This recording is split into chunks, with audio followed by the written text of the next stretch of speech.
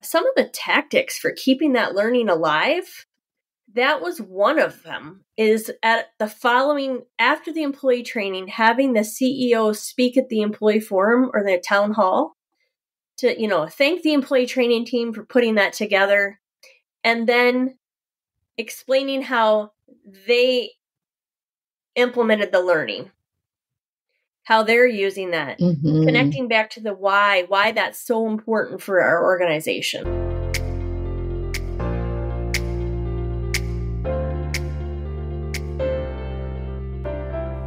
Welcome to Culture Change RX, the podcast for healthcare professionals that are committed to creating a thriving workplace culture, improving the experiences of employees and patients, and ultimately unlocking their organization's next level of potential. I'm Sue Tetzloff, your host and co-founder of Capstone Leadership Solutions.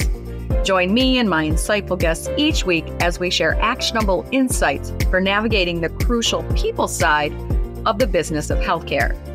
Subscribe now for a weekly dose of Culture Change RX. Now let's dive into this week's conversation where culture change takes center stage. Thanks for tuning in to another episode of Culture Change RX. And today is one of those episodes where I have one of our transformational experts, one of our capstone coaches in the studio with me today. And today it is Julie Coneset, and the topic is employee development. Welcome, Julie. Let's start by having you introduce yourself. Of course. Thank you. My name is Julie Coneset. I'm a Capstone Transformational Coach. I have over 30 years of healthcare experience. I worked in our local hospital for 27 years. My first year, I began working in the registration department, and then after a year while attending Lake Superior State University, I transferred to the Human Resources Department, where I spent 26 years in various roles and ended my career as the Employee Relations Manager. During that time, our little hospital began our own transformational journey, and I had the opportunity to lead the employee experience team, the employee training team, as well as I was the right hand to the steering team for our initiative champion. And we planned all of our leadership development. And with the help of this training team, we planned the employee training as well. Which is the focus of today, the employee training initiatives. One, it's really great that we can talk about your actual experience doing this. So not just, training and coaching other organizations to have a process for this, but actually having done it yourself. I think actually that's what's great about all of our coaching team at Capstone is that, we're really grounded in actual experience of not just knowing this stuff, but actually doing it. And then now having the experience of helping dozens of organizations do it too. So that's a beautiful gift to bring forward to others, is that vast amount of experience in application of this. So let's start with that, grassroots efforts back in our community hospital where you and I both work together.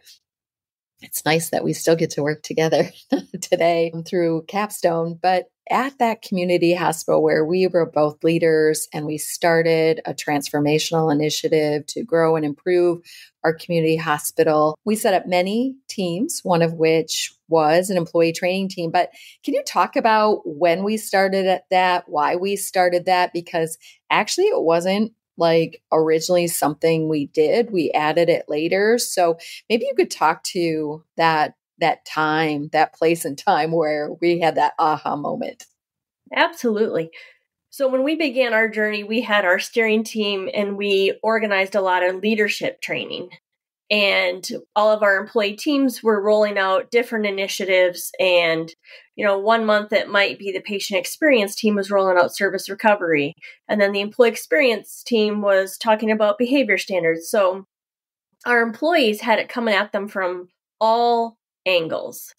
And we were very committed to leadership development and went offsite every quarter for training. And some of our employees spoke up and they were like, wait a minute. You're coming at us from all angles, and the leaders are getting this consistent training. Where is our training? And that was our aha moment. I would say probably 2 years into our journey that we were missing a step. And so we decided that we needed to invest and have an employee training team. And so we formed that team at that time. Yeah. And we set it up in the same model that we had done, for instance, the patient experience team or the employee experience team. We set it up in that same model where truly it was about employees contributing, being the major owners to make this happen, that leaders weren't doing this to them. We were doing it with them. We were supporting them to make this happen. So who was on the team? What was the membership? What was the leadership like of the team? So I had the opportunity to lead that team, which was amazing because I was also involved in the leadership training. So we could make sure there was a direct connection. Our employee training team consisted of employees from all across the organization. We really recommend a diverse group, clinical, non-clinical, days, nights, housekeeping, food service, support service, all walks. And we went out and we talked to leaders and said, do you have employees who are passionate about learning, walking the talk, and educating? And so it became kind of a special invite of, hey, we'd love for you to join our employee training team. And that's, it's leader-led, employee-driven. And what better way to get feedback than to listen to your employees? So that's why it's crucial to have employees participate in these employee teams, because they're really the boots on the ground. They're the ones that have the most insight to your organization. And that served us very, very well. Very, very well. Yeah. And, the employees on the teams also know how they want to be taught and, what that looks like, how often it's happening, maybe what format it's provided in, how to make it fun and interesting, and that people actually want to show up and learn, and how best to get high attendance and those kind of things. So having those employee voices for so many reasons becomes so helpful to the cause. I remember something in particular, Julie, about our hospital's team that, about 4 or 5 years after we started this team. So we had many teams and this was one of them now. But I remember that we had like just an open seat or two on the roster for the team, the membership of the team one year, where people had either retired or left the team for whatever reasons. And we went out to the organization. We said, are there any employees out here that want to join this team? And I remember there were 50 different employees out of a group of, at that point now, about 900 employees, because we had grown from 324 employees to over 900 at that point, which means we had more employees to train.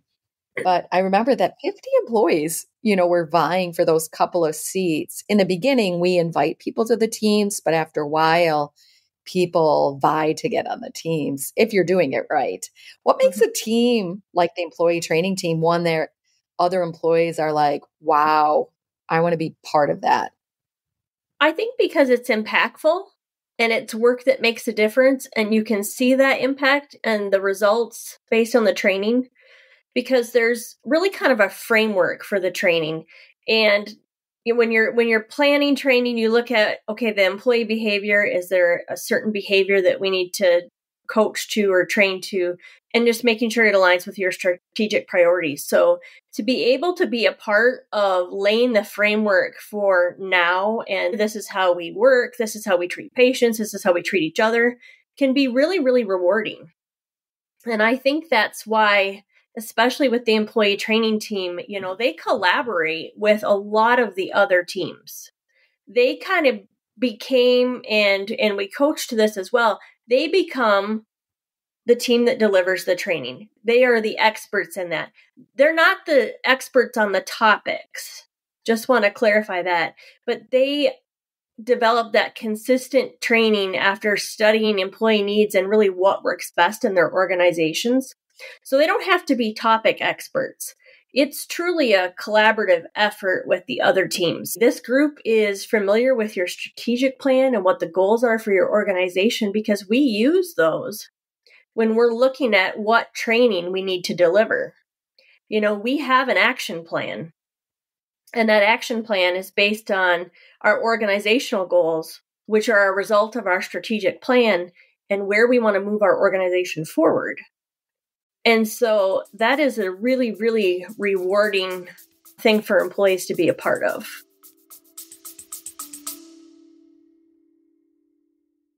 I'm taking a pause here in this episode for a quick little announcement, an exciting announcement. Maybe you've already heard, but if not, we want to spread the word that our Love Your Leadership Challenge is back.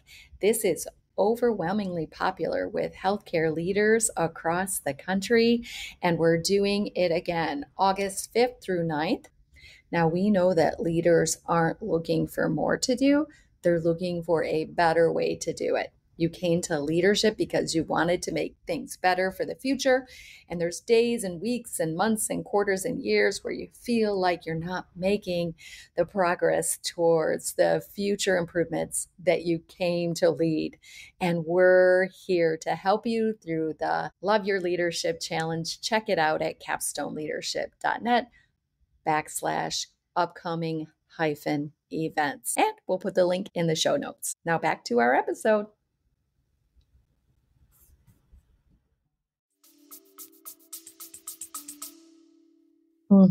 Yeah.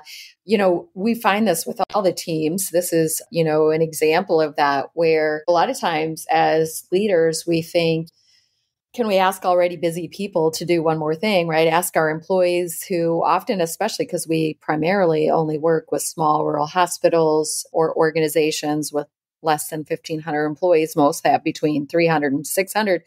So a lot of times we're wearing lots of hats, whether we're leaders or employees. And, we have big responsibilities and jobs, and we don't have deep benches in our departments. We only have maybe some departments with one or two people on a shift at a time. And now we're pulling them away to go to a meeting for the employee training team. But we really do find that some employees, many employees that are on these teams find that they absolutely will make the time, find the time, prioritize the time to be on these teams because they are so purposeful and they're making such a difference. Beyond their day-to-day job description, they can make a difference for the entire organization. And they love making that kind of contribution. And they're very proud people. Yeah. What's most memorable, maybe like thinking back to some of, I don't even know how many events you were part of or participated in while you were there, Julie, probably many, many. Were there some events or training topics that were most memorable to you? Yes, I would say the one topic that stood out was we had suicide prevention, someone that was certified in teaching suicide prevention come into our organization. And we did that in response to a need. Unfortunately, we had lost 2 employees within that year to suicide. And we looked at that as a need for our employees. It was our response to that tragedy. It felt like something that we could do to arm these employees with the tools to maybe prevent anyone else. It was an awareness, and there are tools that I still use today and have coached employees throughout my career after that training. It was extremely valuable and well received. The employees were extremely appreciative, but we did that in response to a need. So we had a general cadence for topics for our employee trainings. And one of them is a work-life balance topic. And we felt that that was a topic that you could apply at work, but also at home with loved ones and friends and neighbors. So that met our need for our work-life balance topic. A few other topics that we've had are healthy eating. We had finances, like personal finances. We had, in response to a personal finance, we had someone teach about all of the different savings apps or extreme couponing, those kind of things, just tips and tricks. And so we call those resiliency pauses in our training. They might be no more than 20 minutes. They don't have to be long, but something that you can apply that helps with that work-life balance, because there's more to us as employees than just employees, right? although we spend the majority of our time with the people we work with, the people we love most, we go home to, and oftentimes they get what's left. So we wanted to recognize that and help reduce employee burnout because, 1 in 3 employees are burned out or on the road to being burned out. And so we wanted to, as an organization, try to be proactive and meet that need. So I think that was probably my favorite topic and the one that, touched me the most. So it's really about caring about our people as people and showing that and demonstrating that through incorporating things like that on our training agendas. So I think it's well received. In fact, one of the most memorable events, because I also participated in these events at our hospital, because leaders were invited to them right alongside employees. They're employees too. And I remember one of those resiliency topics of a nurse who was an educator from a health department a few hours away, and she had rode her bike across America. And she was talking about that experience. But in particular, she wrote a video. It was a TED Talk by Matt Cutts on 30-day challenges. And I mean, this was probably 15 years ago, Julie. I can't remember. I've been with Capstone now for 12 years. So it was probably at least 15 years ago. And I still, to this day, set a 30-day challenge. I have a book for it, an annual book where, I'm addicted to it. And people who know me know that. But I learned that at an employee training event at the hospital that I work for. So, and I can think of many examples of that. We won't share them all today. And I know you have more examples of, really impactful or memorable training events. So one of the things I think that, maybe we're this far into the conversation, I think we should set some guidelines or recommendations about how do we coach our newest partners now to set up this team and to offer training. Like, what's kind of the general guidelines or recommendations we have for an employee training team, the number of events, mandatory or not, blah, blah, blah. So what are our key recommendations? So we recommend 8 to 12 employees, and it be leader-led, employee-driven, 2 training events a year, usually maybe the first and the third quarter if you're a new partner starting out. The first 2 trainings we recommend be mandatory. As an HR professional, I can tell you mandatory always makes the HR professionals cringe a little bit, but you just have to determine what mandatory means for your organization. And we recommend that because it is so very important to get all of the employees exposed to the framework and the journey and bring them along with us, because together we're working together to transform the culture in our organization. And so we have to get these tools and tactics in the hands of the employees. So after that, you can, determine a way that suits your organization, whether it's mandatory or not mandatory. And we have the first year, we'll give you a plan for what that training is going to look like, spelled out. And as you know, the second year, you have a little bit more ownership of that. And we'll give you the tools to be able to look back and study and adjust and figure out what you need. And kind of, we train on that cadence for how we go about doing that. So the first 2, we always recommend a ticket out the door being an evaluation. We want to evaluate the training. We want to figure out what we can do to elevate it next time to make it even better than it was. We've had some of our partners have been extremely creative in having coming up with a theme, the treats that they're giving there be part of that. Only 2 to 3 hours, depending on the time frame that you have or the amount on your agenda. You don't want to have a 3-hour training just to have it. You want to make sure that it's purposeful. We recommend going off-site, but sometimes logistically that's just not possible with the drive time or being able to afford that.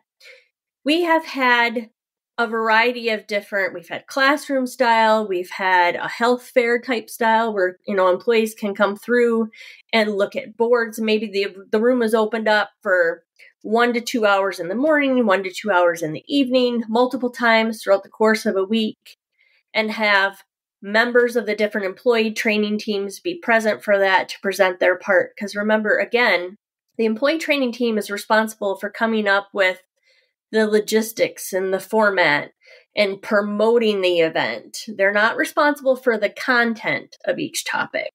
And that can feel a little overwhelming when you're first getting started and we're coaching to that. I've had training teams look at me and go, this really feels like a lot. And it is a lot. Our plans are a little bit on the higher degree of difficulty for a reason, right? But it's achievable. We've done it, we've seen it implemented, and we've seen it be wildly successful.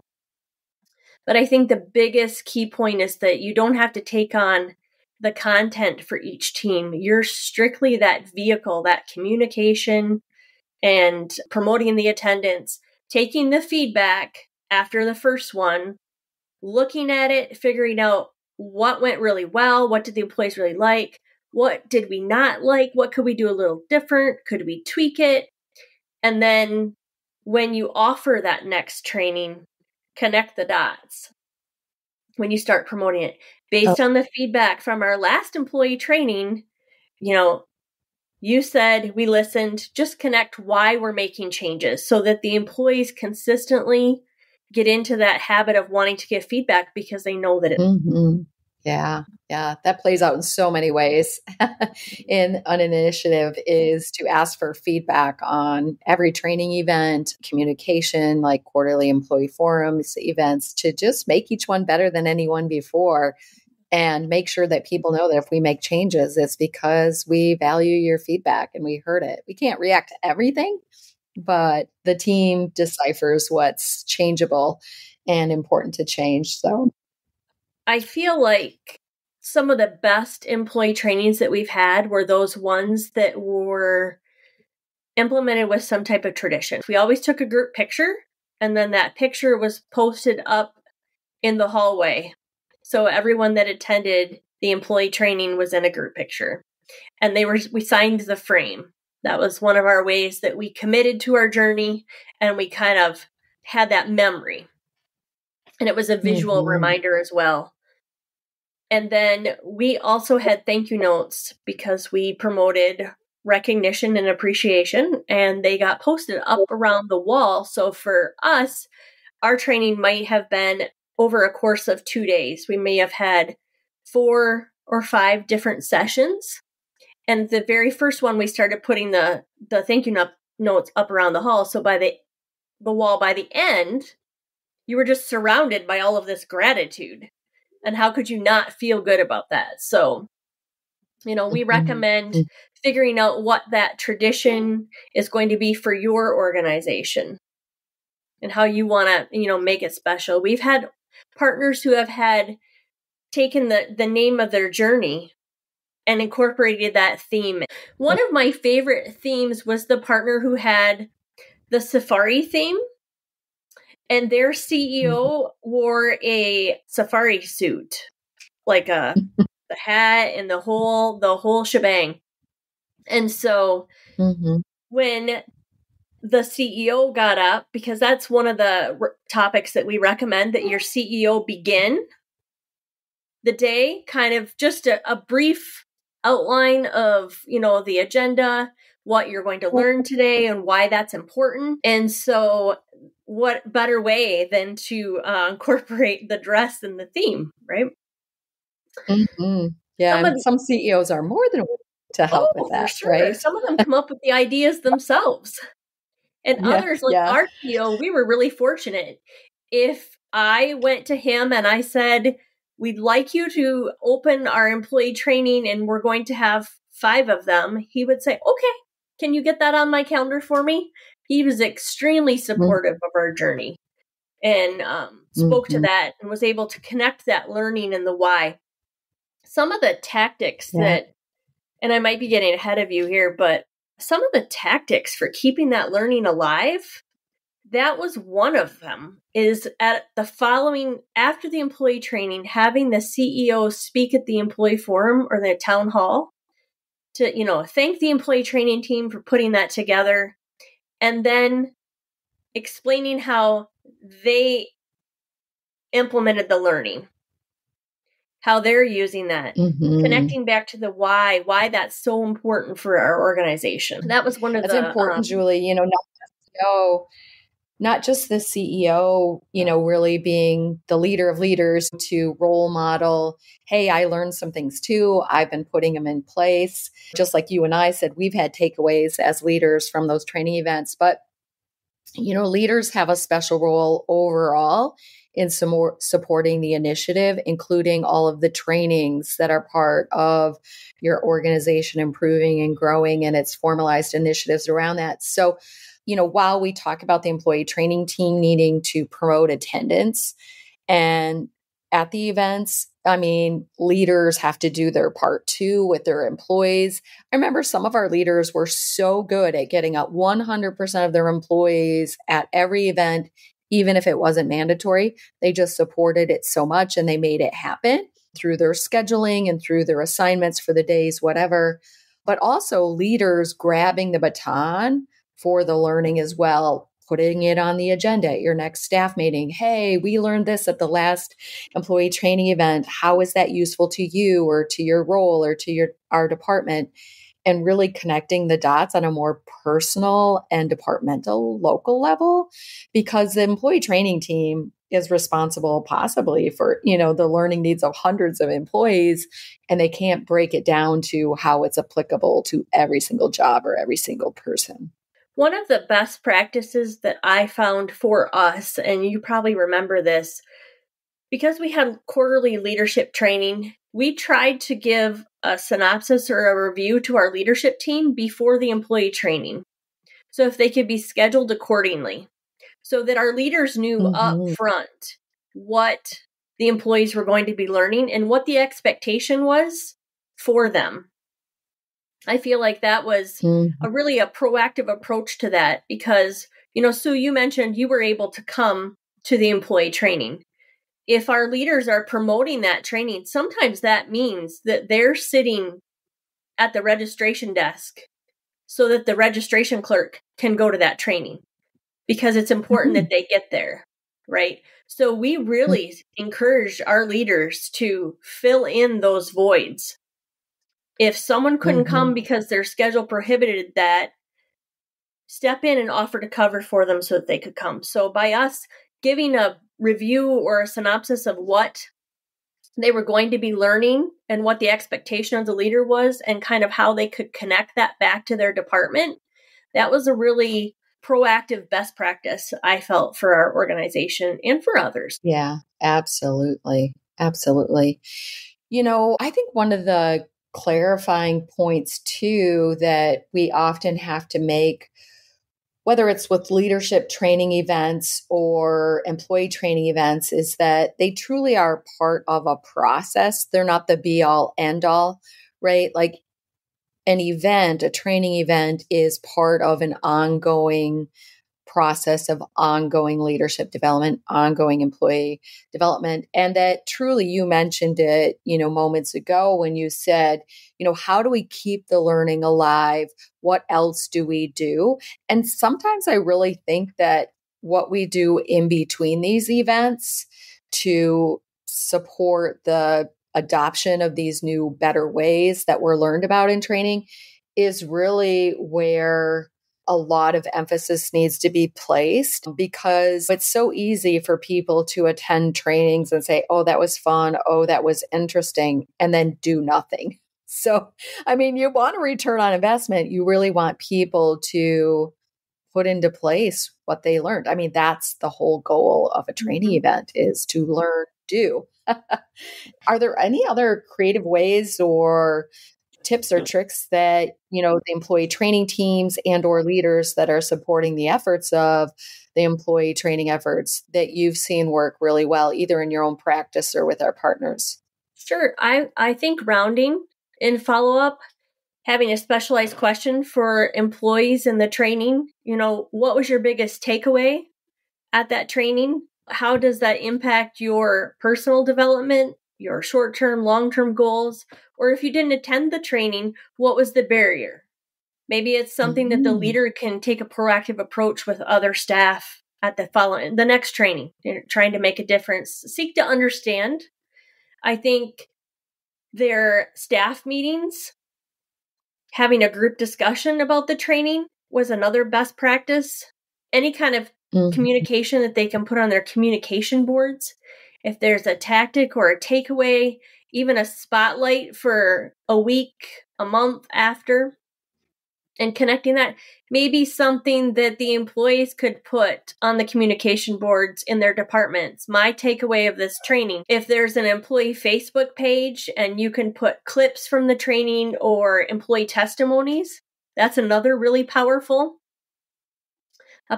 tactic. Oh, those are great tips. In fact, really thinking about it is you're starting to hint at the 9 core leadership practices, things like rounding, communication boards, staff meetings and huddles and stuff like that is, really what you're talking about is kind of the challenge we put to leaders is how do we make it not extra work, but incorporate it into our work and kind of incorporate it into things we already do. So taking the things we already do, like rounding and having a communication board and staff meetings, and how do we just fold the follow-up to the training and the practicing and processing of the things we learned at the training? How do we just fold it into things we already do? And that's such wise and actually practical and we find it to be very doable advice to implement. So thanks for bringing those pointers up. So can you believe it? Like 30 minutes has just flown by here, Julie, and we could probably go on for hours on this topic, but we'll be back again. We have our coaches back on the podcast from time to time. And Julie, you'll be back again. I know that we're already thinking about our next episode because as we were preparing for this one, we were talking about some memorable training events.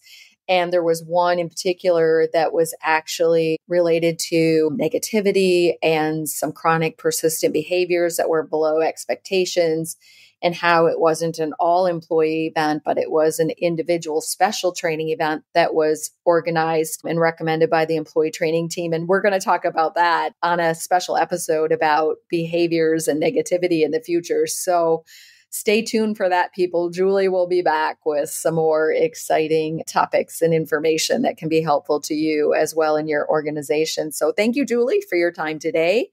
And thank you for your willingness to share your experience and expertise with our listeners. Any parting comments? I don't think so. I think just start.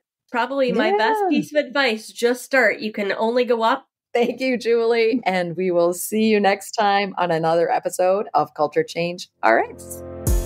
Thanks for tuning in to Culture Change RX. If you found value in today's episode and you are a believer in fostering change in healthcare, join us in making a difference. Follow, rate, and review our podcast on your favorite platform. Share it with colleagues and your network. Together, we can make a lasting impact. Until next week, keep inspiring positive change.